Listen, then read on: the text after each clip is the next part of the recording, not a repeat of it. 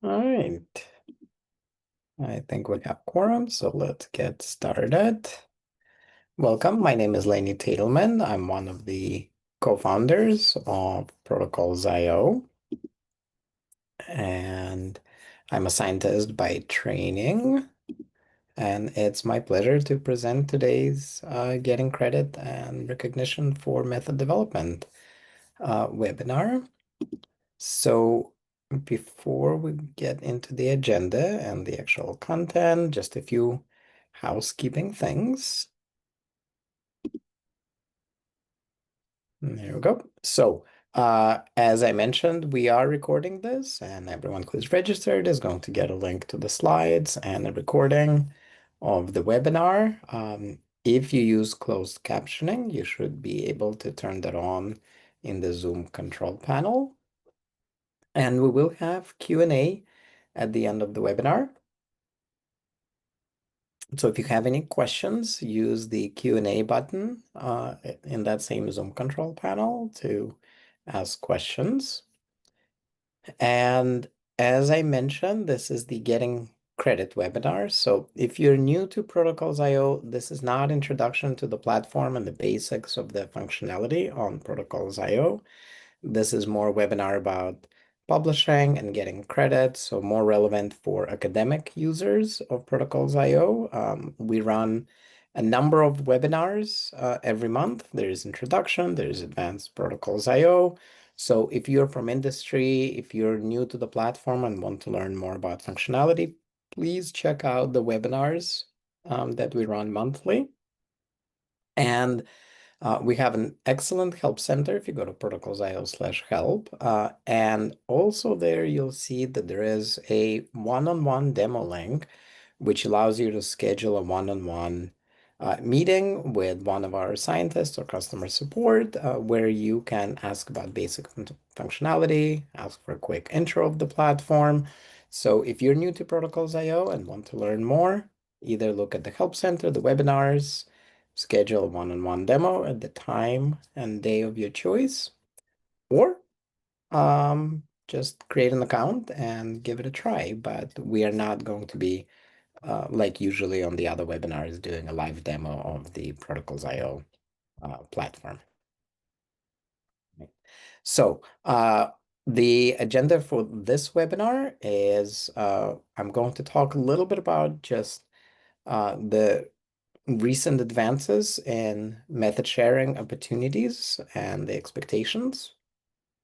And I'll talk about why people share publicly on Protocols.io, how to do it, who encourages it, what the benefits are, and then we'll talk also about the options for turning the protocols that you share on Protocols.io into formal peer-reviewed papers for even more recognition. And before the Q&A, we'll also talk about how Protocols.io helps with publishing your research papers as opposed to method papers, right? So to get started, I want to highlight that uh, over the last basically 2 decades, there has been an amazing explosion in attention to method sharing, reproducibility, and an explosion in places where scientists can share research protocols. And going back 21 years, Nature Methods was launched. And it's interesting that the goal was to give more credit for method development. And I know the co-founder of Nature Methods, Veronique Kiermer, and it's interesting that she told me once that when she was creating Nature Methods, there was actually at Nature, before it merged with Springer, it was separate. It wasn't Springer Nature, it was Nature. And when she was creating the journal and getting it started in 2004, as you can see here, there was actually skepticism that, you know, this journal is not going to work. Even inside the publishing organization, there was skepticism that people won't be submitting to Nature Methods. People don't really need to share methods themselves. It's just the research and methods are uh, on the side things that you can request from laboratories. Of course, nature methods was and is very successful, and the methods are highly cited. It is a high-profile journal. So Veronique was right. The skeptics were wrong. But what I also find really interesting is that since then, um, the importance of papers is method papers has been recognized more and more. This is from a recent paper in Nature that was looking at the most cited articles in biomedicine, and you can see that a lot of the most highly cited, historically most highly cited papers that have been published are techniques, right? So it's not just the research, but techniques are really important. And what I love about the developments over the last 20 years is that there is, as I said, an explosion of places where you can share detailed protocols and methods. So after Nature Methods was created, or 2 years later, Nature realized that even one journal, dedicated journal, is not enough. So it created Nature Protocols. Cold Spring Harbor Protocols started around the same time as Nature Methods. More recently, Cell Press from Elsevier launched Star Protocols. And Springer Nature, even though they have Nature Methods and Nature Protocols, just a year ago launched the open access journal BMC Methods that we partner with. So you can see that there is a robust growth in places that welcome not just research articles, but specifically welcome protocols and methods for peer review. And as a co-founder of Protocols.io, I absolutely love seeing this trend.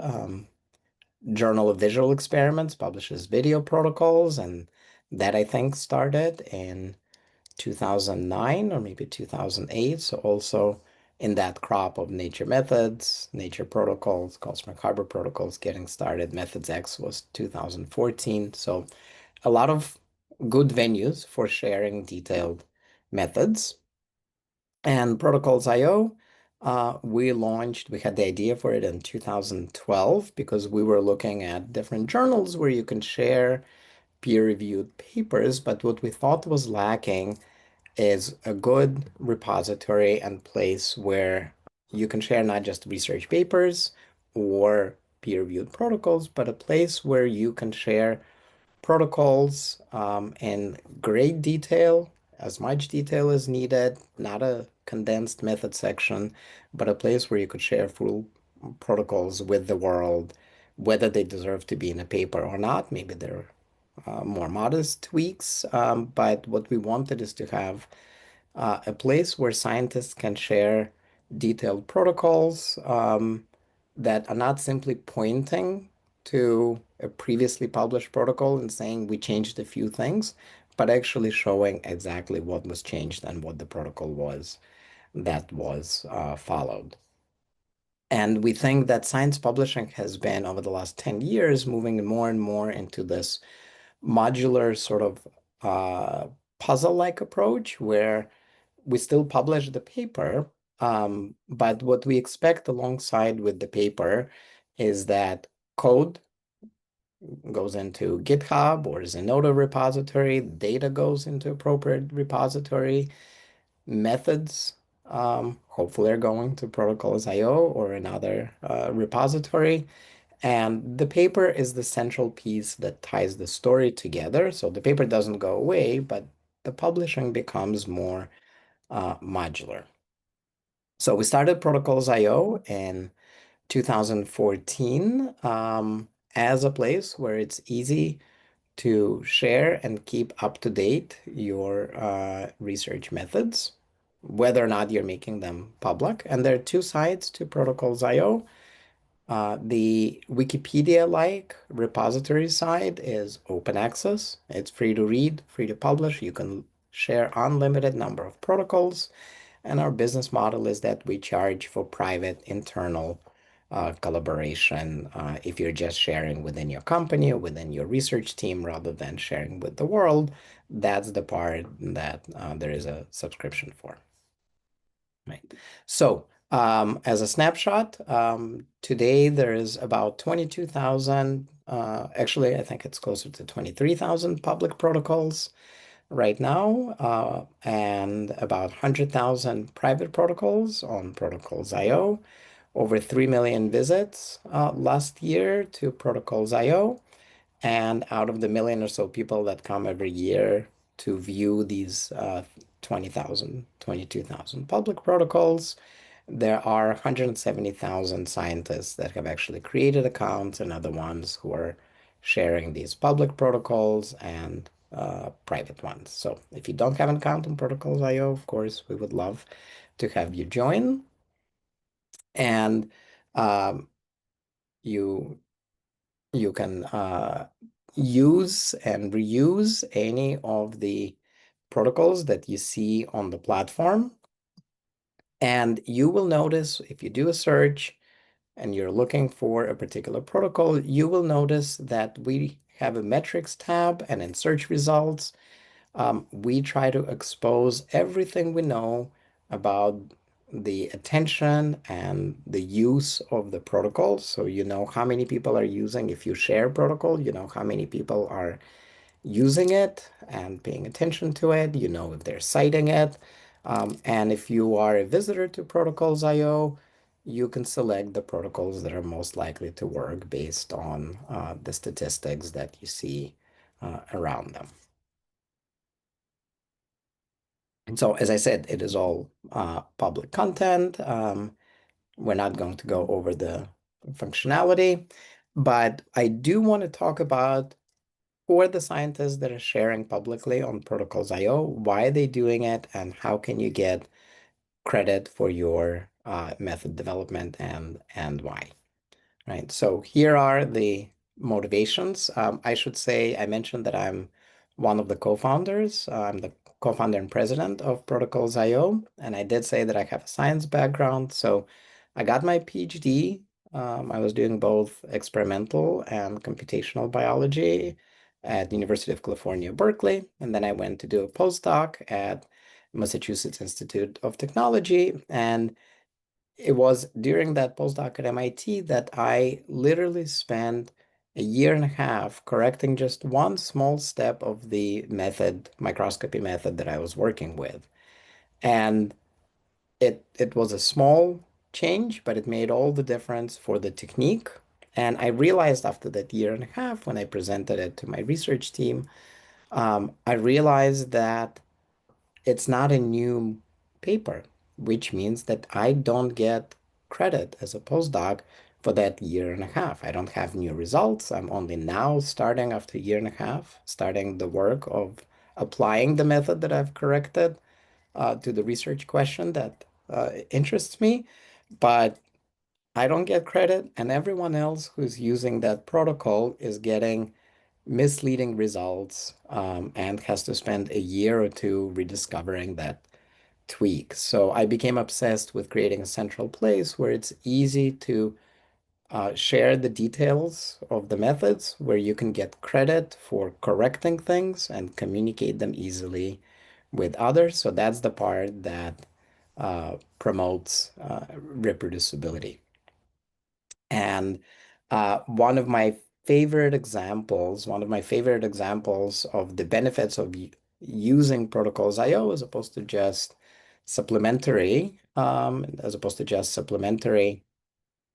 attachments to your research paper is here, where a scientist from Chile is asking for a particular protocol, and another scientist from University of California at San Francisco says, this is the one that I would recommend on Protocols.io.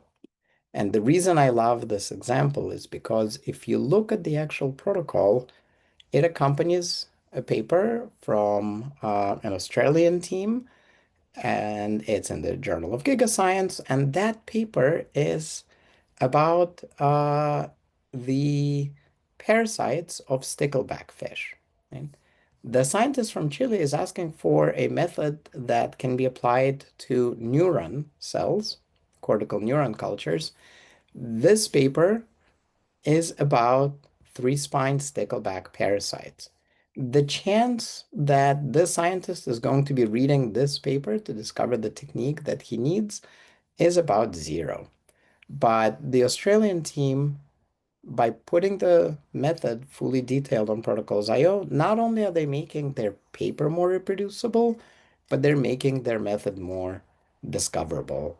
And it can be adapted and it can be applied to other organisms around the world and other circumstances. And by sharing the protocols in a repository, same way as sharing data, you make it more reusable, you make it more discoverable, and in the end, you should have more credit as people cite your protocol.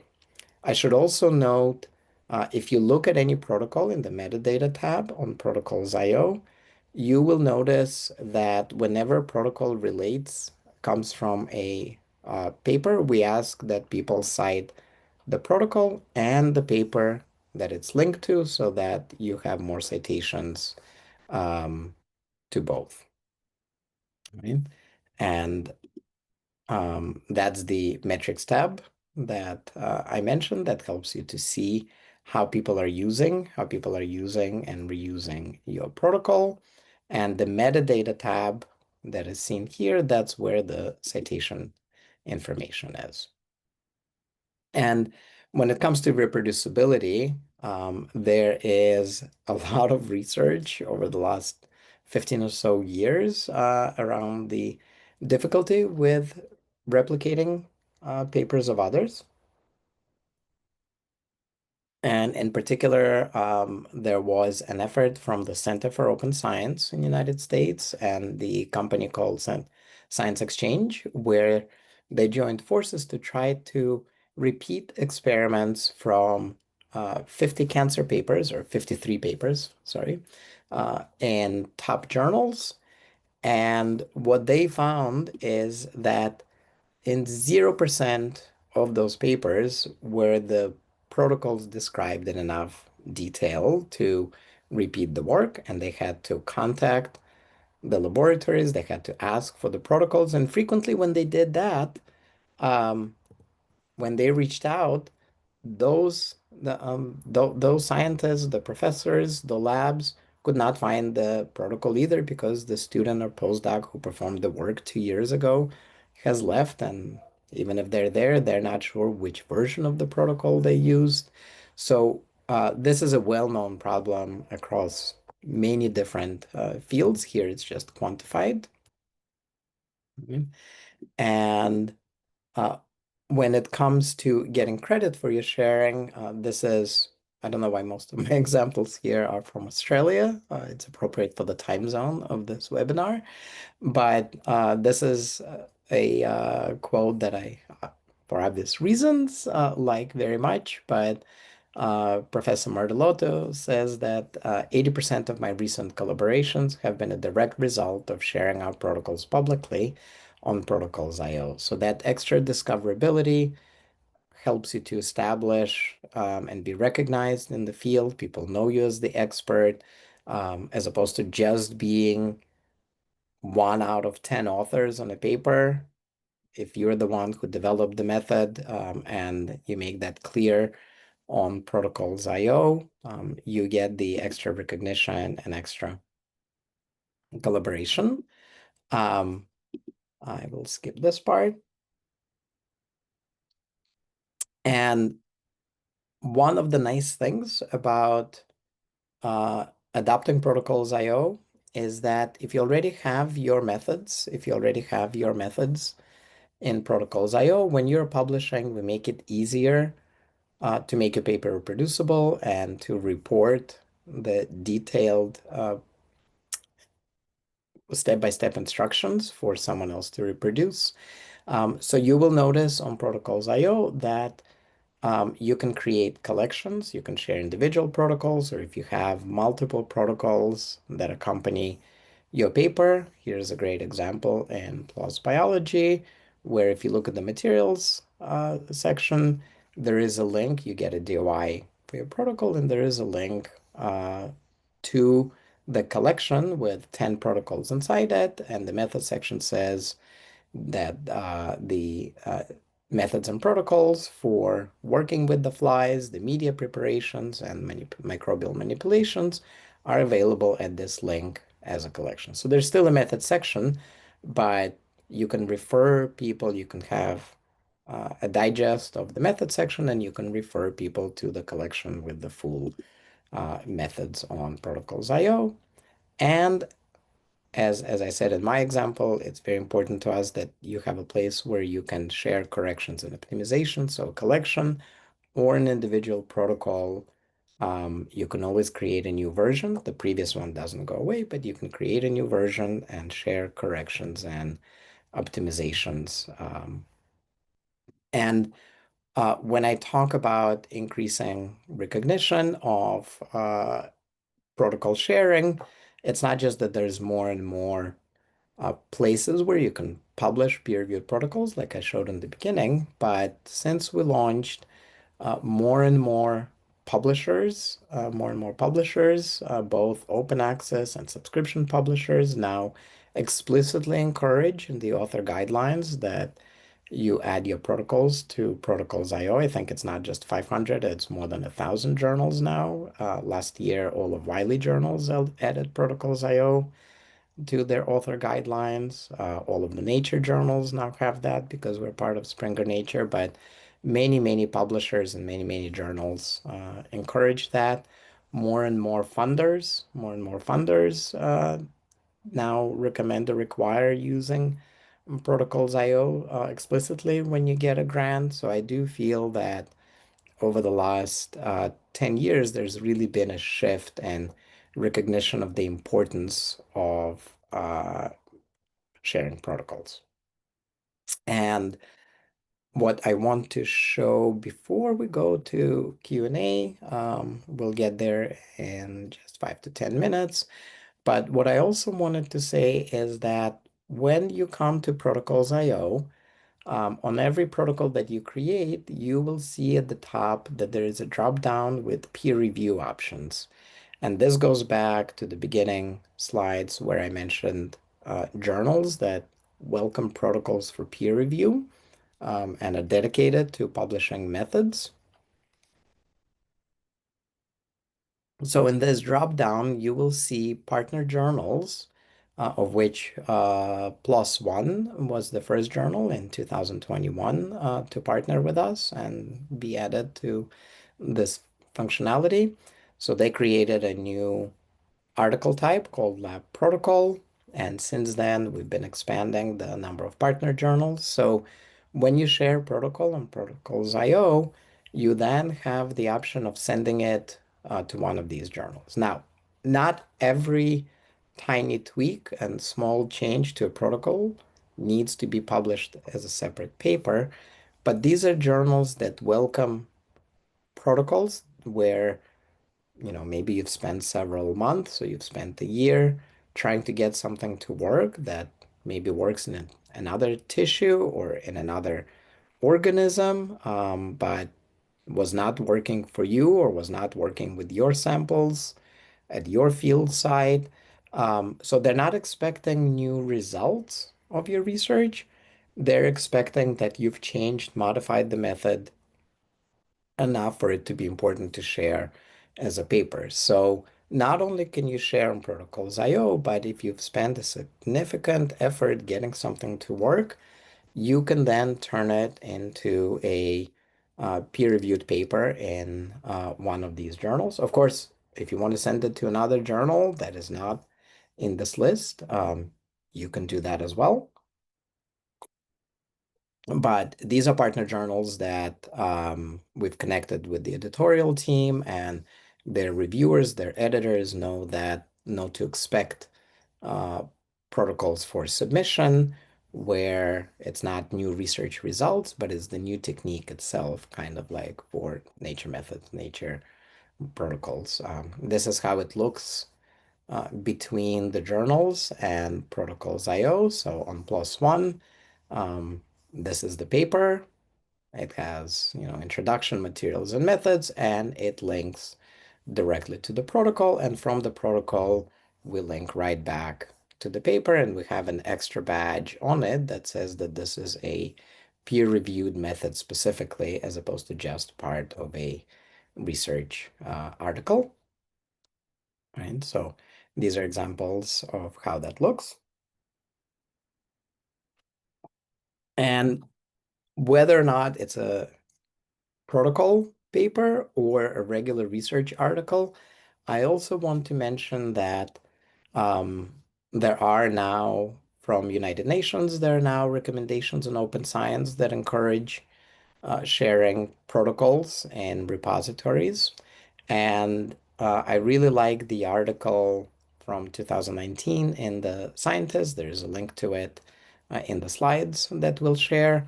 But there's also push to move away from using supplementary information when you publish papers to using repositories. I won't go through all of the reasons for it. You can read this article separately, but it is a really good idea. Just as for DNA sequences, we use repositories like NCBI. For proteins, we use PDB. For data, you might be using Figshare, Zenodo, or another organism-specific repository.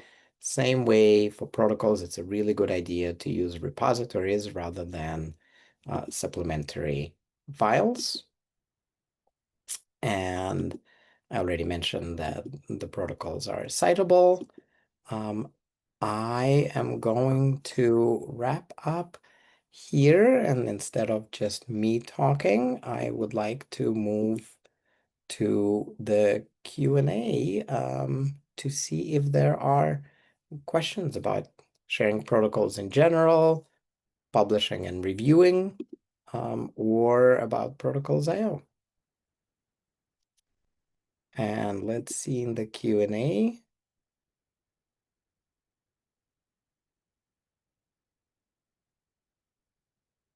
So there is a question, which is, my protocol was carried across to protocols IO, not by me, but I think by Springer Nature, which I'm happy with. My question is, does this make my protocol public or private? Thank you. So if we, that's a great question. Um, we do have partnerships with journals where if you're submitting a paper to them and you have a protocol in Word or PDF, if it's one of the partner journals and the journal instructions include a code, you can submit a protocol for us to enter it. So um, that's if that's I'm not sure if that's what happened here, but if we entered the protocol for you, we would never publish it and make it public. It will be private. So let me show what that looks like.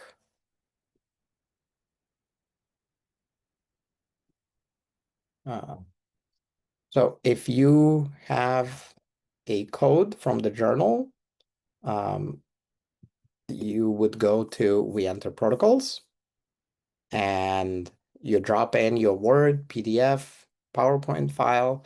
In here, you would apply the code, and one of our editors will get the protocol in privately and securely. Another editor will check it to make sure that there are no mistakes. And then we share it with you, we transfer it to you, and it is completely private. You decide when to make something public. So we would never make a private protocol public without your permission. The person who is asking the question about something carrying over, um, if it's about protocol exchange, this was another repository that was started by Nature. Also, I think in 2006, around the same time as Nature Protocols. And since Protocols IO was acquired by Springer Nature 2 years ago, uh, because we're both open access repositories. We had 20,000 protocols, they had 2,000 protocols. Protocols Exchange was migrated over into Protocols IO because we have a lot of functionality like commenting, versioning that makes it easy to work with your protocol. So if that's the case, Protocol Exchange protocols were migrated over. They were public on Protocol Exchange. They are public on Protocols IO. The same links that worked before will continue to work. So the DOI has been transferred over to Protocols IO, and if it's already been public as part of Protocol Exchange, it is public now, and the links to it continue to work. So great question. And I see from the person who asked it that it was Protocol Exchange. So yes, they were public and they are public, but anything else, whether we put it in for you or you put it in yourself, every protocol starts out privately. We have federal health agencies, research hospitals, biotechs, pharmaceuticals using protocols IO. So we take security and confidentiality very seriously. So if you put it in or we put it in for you, it is private. You decide whether to share it, when to share it, what permissions to give to people you share with, and if and when you're ready, you can make it public. So thank you for that question. The next question is there a reviewing process before publishing in Protocols IO? So also great question. Um, we are not a journal, so we are not going to be peer reviewing your protocol. However, everything that is submitted to Protocols IO goes into a moderation queue. So we screen every single thing that gets submitted for publishing to make sure that it is not spam, to make sure that it's not pseudoscience, that it's not commercial for something, that it's not promoting products or shoes or uh, electronics. So we do screen against supplements, and a lot of interesting content that comes our way, and that's the review that we do. So it's more like bioRxiv and other preprint servers where we're not reviewing the content to make sure it works. We're not eternal, but we do screen to make sure that it is a research protocol that is being shared. So we are considered a preprint by all the journals. If you share something on Protocols IO, because we do not review it in the formal sense of a journal, you can then still publish it in any journal. We have never had an instance of someone sharing a protocol on Protocols IO and then getting into trouble with a publisher who says, oh, you've already shared it. This is not novel. So we are considered a preprint in that sense. Great question. And I should also say, if your um, institution, if you're academic and your institution has a subscription to Protocols IO, if your library or Office of Research subscribes for that private sharing, um, then you are whitelisted. So if you try to publish a protocol, typically it goes into moderation. We check. But if you belong to a university and we have verified your account and the university has a site license, then if you click publish, once you confirm and go through the publishing flow, it doesn't go into queue. It goes live right away, and we just double check to make sure that it doesn't need more disclaimers or safety warnings or ethics. So we will still check it, but it does go live right away. If you're in a free account and you submit for it to be published, usually within a day or two, frequently even the same day, it will get approved, checked by us and approved in moderation. The next question is from India, and the question is, if you're publishing a protocol that is extensively modified for our utilization in some work, do we have to provide the results for the same as supporting data or compare with the standard protocol? Um, Great question. So if you're sharing on Protocols IO, our guidance recommendation, our request is that you link to the original. You say, this is based on this other protocol. However, um, you don't have to prove that it works better, right? Like you were developing it. This is not Nature Methods publication. This is, like I said, more like a preprint. It is a platform, a repository for you to share like data. You don't have to prove that your data is better than someone else's data. You should be sharing it. Um, in fact, when you're publishing on Protocols.io, sometimes people publish and they say, we think this protocol works. They're sharing early and they say, we think the protocol works. We're not 100% sure. So when you publish on Protocols.io, we actually ask you to certify, um, is this a working protocol? Is this a protocol that is still in development? And you're not 100% sure that it works. So people do share, sometimes people share negative results and they will clearly label, uh, the status of the protocol is that we tried it and it doesn't work. So you don't have to prove this is not a journal. We're not going to be rejecting it based on the science and asking you to compare to the original paper.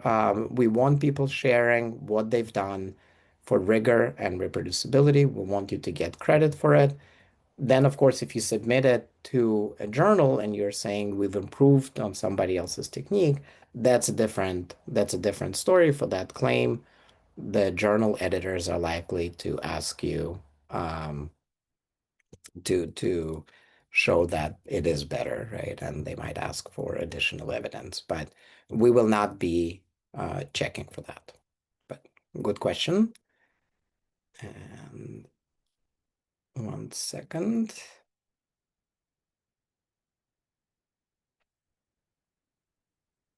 And I just want to share, we have another question before I get to that.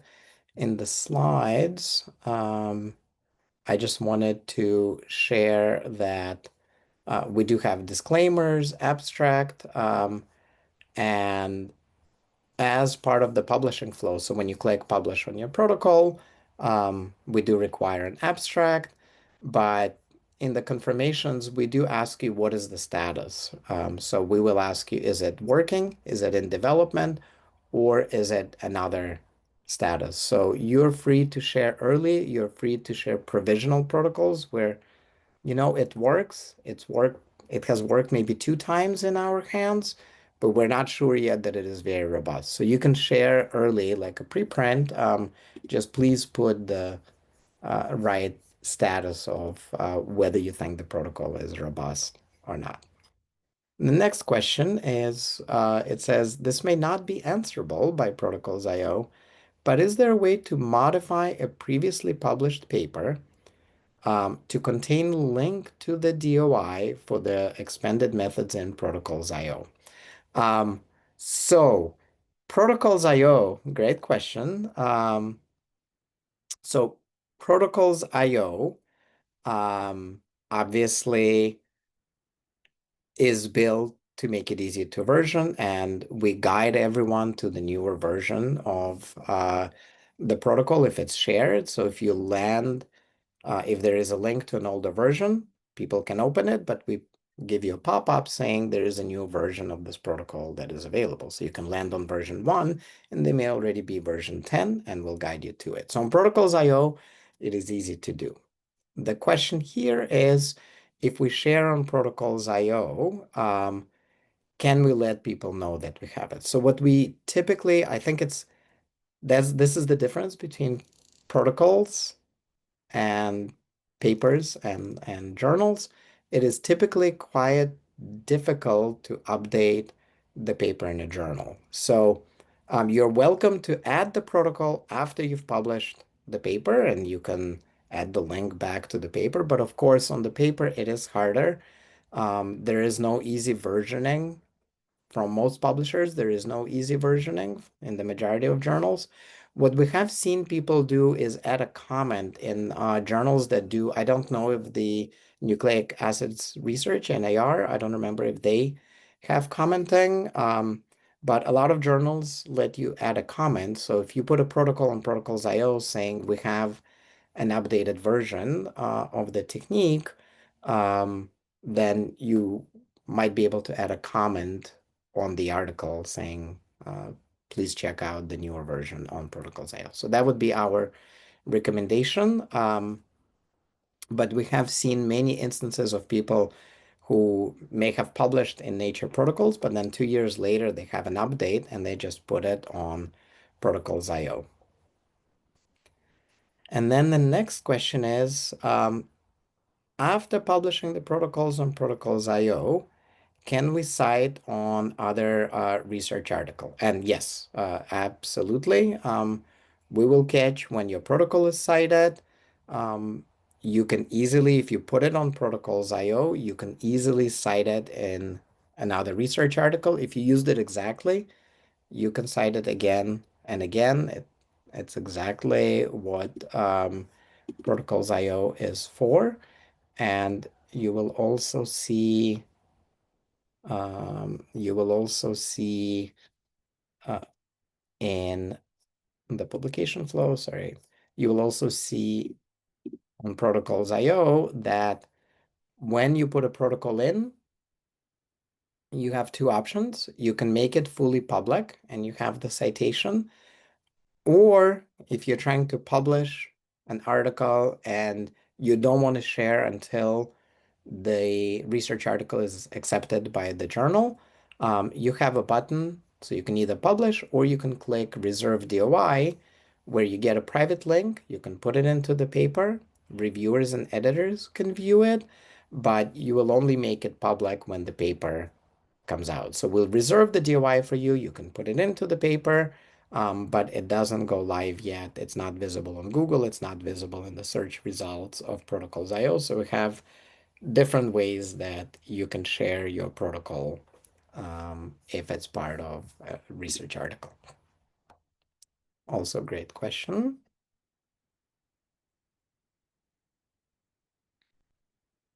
All right. And I am going to stop recording here.